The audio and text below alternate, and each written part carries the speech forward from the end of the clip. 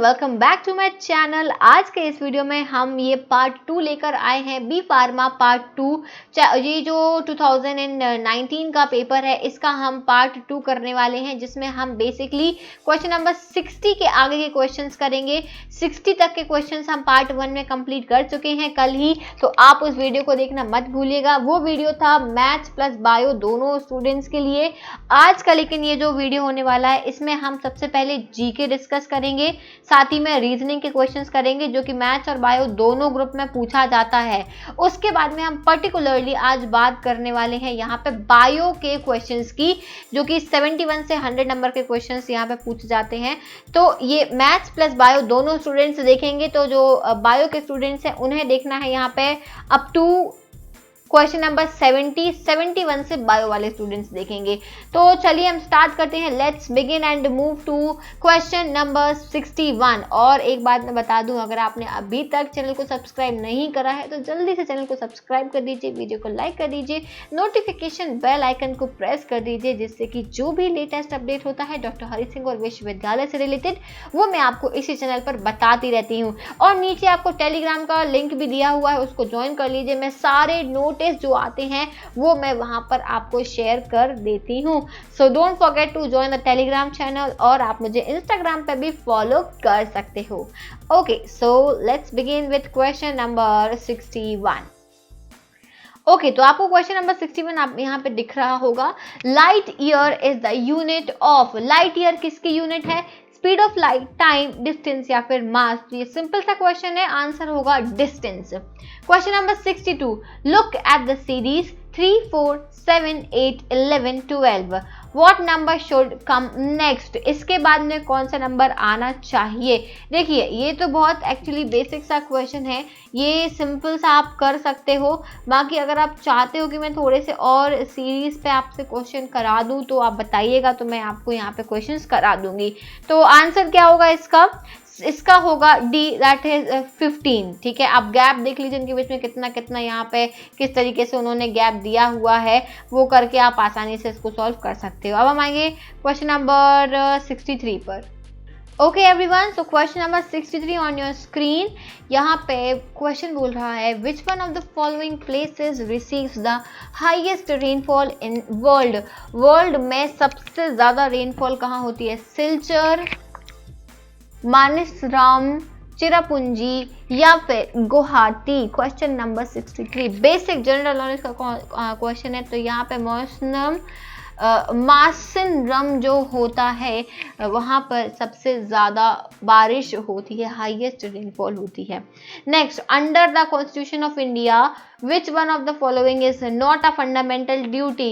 इनमें से कौन सी फंडामेंटल ड्यूटी नहीं है? To vote in public election, to develop a scientific temper, to safeguard public property, to abide by the constitution and respect its ideals. तो answer होगा इसका, आंसर क्या है यहाँ पे पूछ रहे, फंडामेंटल ड्यूटी इसमें से कौन सी नहीं है? So that is answer will be A. Next, who is the author of book ignited mind? Chetan Bhagat, R K Narayan, Arundhati Roy या APJ Abdul Kalam. Question number 65 answer है इसका APJ Abdul Kalam. 66 first recipient of Rajiv Gandhi Khel Ratna award. सबसे पहला राजीव गांधी खेल रत्न पुरस्कार किसको दिया गया था?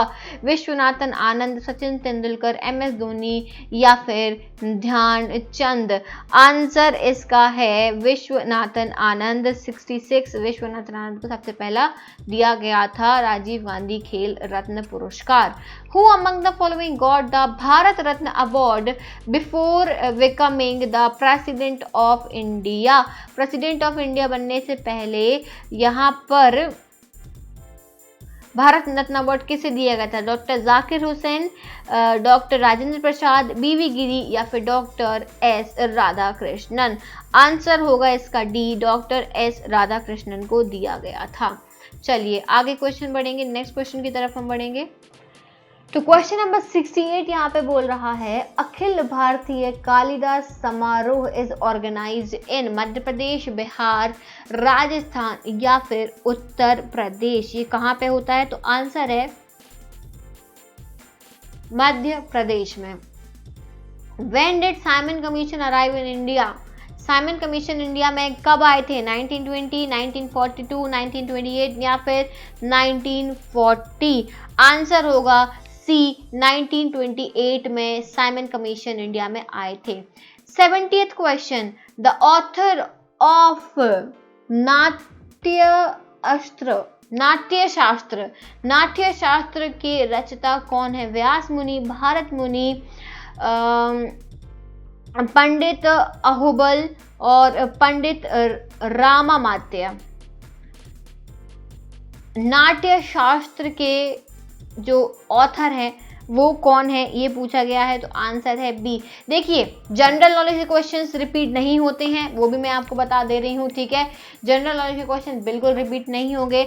आपको जो यहाँ प्रैक्टिस करने हैं, आपको कुछ बेसिक सीरीज वाले क्वेश्चन प्रैक्टिस करने हैं, ठीक है। कुछ आप रिलेशन वाले क्वेश्चंस जो होते हैं कि ये इसकी चाची थी या इसके फूफा लगे, तो ये इनकी बेटी जो है, इसकी शादी जो इसके हो गई है, तो उसका रिलेशन क्या होगा, इस तरीके से कुछ रिलेशन वाले क्वेश्चंस आपको सॉल्व कर लेने हैं। कुछ डेज और डेट्स से रिलेटेड जो होते हैं वो सॉल्व कर लीजिएगा। तो ये तो हो गया रीजनिंग, इन्हीं में से आएगी। दूसरी चीज आपको जो करंट अफेयर्स में से जानना है, वो सबसे पहली चीज स्पोर्ट्स से रिलेटेड। अभी टोक्यो ओलंपिक्स हुए हैं, तो आपको इसी चैनल पर टोक्यो ओलंपिक्स से रिलेटेड सारे अपडेट मैंने डाले हुए हैं, तो वो आप देख लीजिएगा, तो वो आपको पढ़ने हैं। दूसरी चीज़, अभी कोविड से रिलेटेड बहुत न्यूज़ चल रही है, तो वो भी मैंने इसी चैनल पे सारे अपडेट जो है कोविड से रिलेटेड वो डाले हुए हैं, वो भी आपको देख लेने हैं। तो जो करंट में चीज़ें चल रही हैं उन्हीं से आपको ये पूछा जाएगा, और कुछ बेसिक चीज़ें जो है वो पूछ ली जाती हैं, बेसिक जनरल नॉलेज जो है वो पूछा जाता है, ज़्यादा टफ इसमें से नहीं आता है। अब हम बढ़ेंगे आगे अपने अगले क्वेश्चन की तरफ। अब जो हम पोर्शन करने वाले हैं, अब होगा वो बायो का पोर्शन। तो हम स्टार्ट करते हैं अपना बायो का portion. Okay, so now here comes my favourite portion, because bio मेरा फेवरेट है, तो मैं सबसे बेस्ट तरीके से आपको यहाँ पे बायो सॉल्व करा सकती हूँ। तो चलिए हम स्टार्ट करते हैं। सबसे पहली चीज़, प्रोकैरियोटिक सेल लैक्स। भाई प्रोकैरियोटिक सेल में इनमें से क्या नहीं होता है? डीएनए, न्यूक्लियर प्रोटीन, आरएनए या फिर न्यूक्लियर मेम्ब्रेन। प्रोकैरियोटिक सेल में इनमें से क्या प्रेजेंट नहीं होता है? Answer is D, nuclear membrane नहीं होती है प्रोकैरियोटिक सेल में। दो टाइप के सेल्स होते हैं, एक होता है यूकैरियोटिक सेल, एक होता है प्रोकैरियोटिक सेल। प्रोकैरियोटिक सेल जो होता है वो होता है बेसिक सेल, और यूकैरियोटिक सेल होता है वो होता है ट्रू कैरियोट, मतलब कि न्यूक्लियस, ट्रू न्यूक्लियस प्रेजेंट होता है। तो दोनों अलग अलग होते हैं, प्रोकैरियोटिक और यूकैरियोटिक में एक बार आप डिफरेंस जरूर पढ़ लेना। Next, second meiotic division is known as. जब सेकेंड मियोटिक डिवीजन होता है उसको हम क्या बोलते हैं? हेट्रोटिपिक, होमोटिपिक या फिर एमाइटोसिस या फिर नन ऑफ दीज। हम इसको क्या बोलते हैं? होम्योटिपिक बोलते हैं। जो सेकेंड माइटोटिक डिवीजन होता है उसको हम होम्योटिपिक बोलते हैं। क्वेश्चन नंबर 73 पे आ जाते हैं। एक चीज़, ये क्वेश्चन करने से पहले मैं बता दूं कि सबसे अच्छी चीज़ यूनिवर्सिटी एग्जाम में ये है कि आपको दोनों लैंग्वेजेस में क्वेश्चन दिया हुआ होता है। कभी कभी इवन इंग्लिश मीडियम वाले जो स्टूडेंट्स होते हैं वो हिंदी में क्वेश्चन पढ़ लेते हैं, अगर उन्हें क्वेश्चन समझ में नहीं आया है तो वो हिंदी में पढ़ लेते हैं। और वही जो हिंदी मीडियम वाले हैं उनके लिए तो ये चीज़ बेस्ट है कि आपको पेपर दोनों लैंग्वेजेस में दिया हुआ है। हर यूनिवर्सिटी का एग्ज़ाम इस तरीके से नहीं होता है, बट सागर यूनिवर्सिटी का जो एग्ज़ाम है उसमें ये सुविधा आपको दी जाती है। चलिए question number 73, in eukaryotic cell mRNA and protein synthesized as shown in the given figure. The end A and D and segment B and C are। भाई A क्या है, B क्या है, C क्या है और D क्या है, ये आपको बताना है, ठीक है। तो क्या होगा आंसर? आंसर जो है दैट इज डी, ठीक है, डी होगा इसका करेक्ट आंसर। नेक्स्ट क्वेश्चन पर आ जाते हैं हम। The loop of lamp brush chromosomes are. The loops of lamp brush chromosome कैसे होते हैं? Inactive site, active site of carbohydrate synthesis, active sites for synthesis of RNA and some protein, active sites of lipid synthesis. क्या होगा इसका answer? इसका answer होगा जो loops of lamp brush chromosomes होते हैं वो होते हैं active site for the synthesis of RNA and some protein, ठीक है। 75 पे आ जाओ, the site of ATP synthesis in the cell is, ATP synthesis की जो साइट होती है वो क्या होती है? ये तो इतना सिंपल भाई, 10th क्लास से पढ़ते आ रहे हो। एटीपी सिंथेसाइज कहाँ पे हो रहा है? माइटोकॉन्ड्रिया में हो रहा है। ये तो मतलब अगर नींद में भी कोई पूछ लेगा तो ये क्वेश्चन बन ही जाएगा। Next question, the pairing of homologous chromosomes takes place at, homologous chromosomes की पेयरिंग कब होती है? लिप्टोटीन, जाइगोटीन, पैचटीन या फिर डाइकाइनेसिस के टाइम पे। पूरा यहाँ पे जो है सेल जो यूनिट है, सेल डिवीजन उसका है, तो इसको बहुत अच्छे से पढ़ लेना। माइटोसिस, मियोसिस बहुत अच्छे से आप क्लियर जरूर कर लेना। 76 में आंसर होगा इसका जाइगोटीन। जाइगोटीन जब स्टेज चलती है इस टाइम पे होमोलोगस क्रोमोसोम्स की पेयरिंग होती है। नेक्स्ट क्वेश्चन, क्वेश्चन नंबर 77 पर हम आ जाते हैं। यहाँ पे 77 पे बोल रहे हैं flowers that have small pollen grains are collected by, जिनमें स्मॉल पॉलिन ग्रेन्स होते हैं वो किस चीज से कलेक्ट होते हैं? ह्यूमन एंथर्स, इंसेक्ट या फिर विंड। स्मॉल पॉलिन ग्रेन्स हैं छोटे छोटे, तो वो डेफिनेटली जो है कलेक्ट किससे होंगे? यहाँ पे इंसेक्ट के थ्रू ये कलेक्ट होंगे। हाँ, अगर यहाँ पे लिखा होता स्मॉल है और ड्राई है, ड्राई दिया होता तो आंसर विंड होता, पर यहाँ पे ऐसा कुछ मेंशन नहीं है, तो डेफिनेटली आंसर क्या होगा? इंसेक्ट होगा। Now pollen grains are collected by, कहाँ से मिलते हैं? एंथर, पेटल, स्टिग्मा या फिर सेपल्स। तो आंसर जो होगा स्टिग्मा में प्रेजेंट होते हैं। सिंपल सी बात है, स्टिग्मा पर जो है पॉलिन ग्रेन्स प्रेजेंट होते हैं। Double fertilization is the characteristic of, double fertilization किस में होता है? जिम्नोस्पर्म, एंजियोस्पर्म्स, ब्रायोफाइट या फिर नन ऑफ दी अबव। तो आंसर होगा भाई एंजियोस्पर्म्स में डबल फर्टिलाइजेशन होता है। डबल फर्टिलाइजेशन का कॉन्सेप्ट होता है ट्रिपल फ्यूजन, ठीक है, 2 मेल गैमीट्स आते हैं और यहाँ फर्टिलाइजेशन होता है। Next question, question number 80, the largest herbarium of the world is located इन, सबसे लार्जेस्ट हर्बेरियम कहाँ है? The living world, class 11th chapter number 1 का ये सबसे पहला, यहाँ पे आप देख सकते हो उस पहले चैप्टर से ही पूछ लिया गया है, क्लास 11th से, ठीक है, ये भी क्लास 11th से है। ये जो क्वेश्चन है ये पॉलिन ग्रेन वाला 12th से है, ठीक है। तो बताइए largest herbarium of the world is located इन, कहाँ पे देखा जाता है लार्जेस्ट हर्बेरियम जो है? न्यूयॉर्क, क्यू, जेनेवा या बर्लिन, कहाँ देखा जाता है भाई? तो ये जो लार्जेस्ट हर्बेरियम है ये देखा जाता है क्यू में, ठीक है, क्यू या की कुछ भी बोल सकते हैं। Next, transport of food material in higher plants takes place through tracheates, transfusion tissue, companion cell या फिर sieve elements। यहाँ पे transport of food material plant में ट्रांसपोर्ट कैसे होता है? तो ये होता है सीव एलिमेंट्स की मदद से। अब हम बढ़ेंगे नेक्स्ट क्वेश्चन की तरफ। क्वेश्चन नंबर 82 क्वेश्चन क्या बोल रहा है? Respiratory organs of whales are, इन व्हेल्स में रेस्पिरेटरी ऑर्गन कौन सा होता है? स्किन, गिल्स, लंग्स या फिर नन ऑफ दीज। आंसर होगा सी, लंग्स, ठीक है, व्हेल्स के अंदर लंग्स प्रेजेंट होती हैं। 83, tissue which is responsible for secondary growth in plants, वो कौन सा टिश्यू है? कैम्बियम, कॉर्टेक्स, जाइलम या फिर फ्लोएम। तो डेफिनेटली जाइलम और फ्लोएम तो नहीं हो सकते, कैम्बियम और कॉर्टेक्स में से ही आंसर होगा। आंसर है कैम्बियम, ठीक है, कैम्बियम टिश्यू जो होता है वो सेकेंडरी ग्रोथ के लिए रिस्पॉन्सिबल होता है।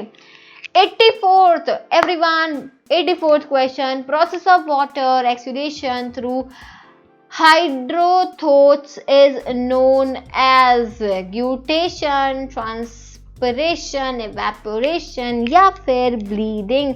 आंसर कहलाएगा इसका ग्यूटेशन, ठीक है। Next, ozone layer which prevent the ultraviolet radiation of the sun to reach the earth's surface lies in, ozone layer कहाँ पे प्रेजेंट होती है जो यहाँ पे आपको यूवी रेस से बचा रही होती है? ट्रोपोस्फेयर में, स्ट्रेटोस्फेयर में, आयनोस्फेयर में या फिर एक्सोस्फेयर में? तो ये होती है स्ट्रेटोस्फेयर में। कहाँ होती है? स्ट्रेटोस्फेयर में प्रेजेंट होती है। 86 everyone, condition where both milk teeth and permanent teeth are present, जब दोनों ही प्रेजेंट हो, लोफोडोंट, डाइफोडोंट, थिकोडोंट या फ्लूरोडोंट। भी दूध के दांत भी प्रेजेंट हैं, परमानेंट टीथ भी प्रेजेंट है, कुछ ऐसी कंडीशन को हम डाइफायोडोंट बोलते हैं। ठीक है, क्लियर है। अब हम बढ़ेंगे अपने 87 क्वेश्चन पर। 87 क्वेश्चन बोल रहा है यहाँ पे, root cap is not found in, ठीक है, मीजोफाइट्स, हाइड्रोफाइट्स, जीरोफाइट्स या हेलोफाइट्स, इनमें से किस में रूट कैप प्रेजेंट नहीं होता है? तो इसका आंसर है बी, हाइड्रोफाइट्स में रूट कैप नहीं होता है। Next, polygenic gene shows different phenotype, different genotype, similar phenotype या फिर सिमिलर जीनोटाइप। यहाँ पे पॉलीजेनिक जीन्स के बारे में पूछा है, तो ये डिफरेंट फिनोटाइप्स को शो करते हैं। Next question, Periyar sanctuary is located in Kerala, Assam, Orissa या फिर हरियाणा। तो ये है केरला में पैरियर सेंचुरी इज लोकेटेड, जो पैरियर अभ्यारण्य है ये केरला में स्थित है। नेक्स्ट क्वेश्चन नंबर 90, बस 10 क्वेश्चंस और बचे हैं और यहाँ पे हम पूरा पेपर जो है वो सॉल्व कर लेंगे, और अगर इस पर रिस्पॉन्स अच्छा आता है तो मैं आपको 2020 का भी जो पेपर है वो सॉल्व करा दूंगी। Next, the component of an ecosystem are, ecosystem के कंपोनेंट कौन से हैं? Tree and weeds, plants and animals, man and plant, biotic and abiotic factors. तो ऑब्वियसली यहाँ पे बायोटिक एंड एबायोटिक फैक्टर्स होते हैं जिसमें ये सारी चीजें कंबाइंड हो जाती हैं। आंसर क्या होगा इसका? डी आंसर होगा। 91, Which one of the following pair of animal jawless fishes? jawless fishes इनमें से कौन सी है? Lamprey hagfish, guppies and hagfish, lamprey and eels, rohu and lamprey, ये सारी मछलियां होती हैं। इनमें से कौन सी जो है वो क्या पूछा? जॉलेस। भाई इनमें जॉ नहीं होता है, जॉलेस फिशेज हैं, तो वो है लैम्प्रे एंड हैग फिशेज, इनमें जॉ नहीं होता है। 92, example of viviparous fish, viviparous fish इनमें से कौन सी होती है? लेबियो, स्कॉलियोडॉन, हिपोकैम्पस या फिर एक्सोसीटस। आंसर होगा 92 का सी, स्कॉलियोडॉन, मतलब कि ये डायरेक्ट बच्चे देती है, ठीक है, अंडे नहीं देती है, विविपेरस। ठीक है, देखो कई बार ना हमें हिंदी वाली चीज़ें बहुत फ़ायदा कर जाती है, क्योंकि हम विविपेरस, ओविपेरस, ओविविपेरस में कंफ्यूज हो जाते हैं। तो हिंदी में पढ़ लो, देखो यहाँ लिखा बच्चे देने वाली मछली का उदाहरण, तो आपको याद आ जाएगा, अच्छा विविपेरस मतलब कि बच्चे देने वाली, अंडे देने वाली नहीं। तो कभी कभी हिंदी वाले क्वेश्चंस भी रीड कर लेने चाहिए, जिससे कि अगर आपको थोड़ी सा कंफ्यूजन हो रहा है तो वहां पे जाके आपको क्लियर हो जाएगा। Is that clear? Next question, चलिए तो अगला क्वेश्चन क्या है? Question number 93। 93 क्वेश्चन की हम बात करेंगे। Well developed parental care is seen in, well developed parental care कहाँ देखने को मिलती है? तो इसका क्या आंसर होगा?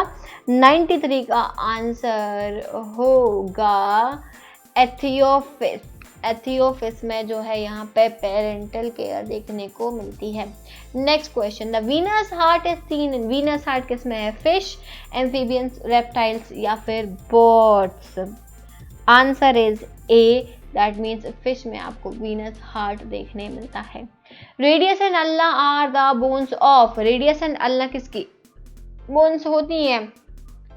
शैंक, फोरआर्म्स, थाई या फिर none of these. Radius and ulna भाई हाथ में होती है, फोरआर्म्स, ठीक है, forearms. Next, neutral amino acid is glycine, aspartic acid, leucine या फिर none of these. Neutral amino acid इनमें से कौन सा होता है? 96 का आंसर होगा A, glycine. Next, insulin is secreted by parathyroid gland, pancreas, thyroid gland या फिर थाइमस ग्लैंड, कौन सी होती है? तो ये होगा बी, पैनक्रियाज। इंसुलिन सेक्रेट जो करता है वो पैनक्रियाज होती हैं। 98 question everyone, protein found in hair, nails and feathers are collagen, myosin, keratin या फिर फिब्रिन। हेयर्स में कौन सा प्रोटीन होता है?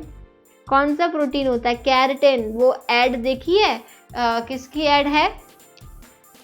एक हीरोइन है, मैं नाम भूल गई, ठीक है, जिसकी भी हो, उसमें वो बोलती है ना, वो ट्रेसेमी की ऐड आती है जिसमें बोलती है कैरेटिन है इसमें और ऐसा और वैसा फलाना ढिमकाना ऐड आती है जो शैम्पूज की, उसमें कैरेटिन कैरेटिन बोलते रहते हैं। तो इसलिए उससे याद रखना कि शैम्पू में कैरेटिन होता है, मतलब वो प्रोटीन जो है वो हेयर्स के लिए, हेयर्स में यहाँ पे पाया जाता है। चलिए 2 क्वेश्चन और बचे हैं लास्ट और हमारा paper complete. Okay everyone, so question number 99, functional unit of kidney. ओहो हो, क्या क्वेश्चन है, इजी। फंक्शनल यूनिट क्या होती है किडनी की? नेफ्रॉन, न्यूरॉन, पोडोसाइट्स या फिर नन ऑफ दीज? तो ये तो हमें पता है कि नेफ्रॉन जो है वही होती है किडनी की functional unit. Question number 100, each secondary spermatocyte forms sperm. ठीक है, ईच सेकेंडरी स्पर्मेटोसाइट फॉर्म्स कितने स्पर्म बनाता है? 1, 2, 4 या फिर 6। तो हर स्पर्मेटोसाइट जो है वो यहाँ पे 2 स्पर्म्स बनाता है। 2 होगा इसका करेक्ट आंसर। और यहाँ पे हमने बायो ग्रुप का पूरा पेपर जो है वो सॉल्व कर लिया है। आई होप कि आपको ये वीडियो पसंद आया होगा और ये हेल्पफुल रहा होगा। मैं 2020 का भी पेपर जो है वो सॉल्व कराऊंगी बहुत ही जल्द। हम ये पेपर एग्जाम के पहले हम इसको सॉल्व कर लेंगे, तो चैनल पे बने रहिए। चैनल को सब्सक्राइब कर दीजिए, वीडियो को शेयर कर दीजिए और कमेंट सेक्शन में आपको जो भी डाउट होता है वो आप पूछ सकते हैं। So I will see you in the next video. Till then stay tuned, keep growing everyone, keep supporting. Thank you so much, bye bye, I'll see you tomorrow in the next video.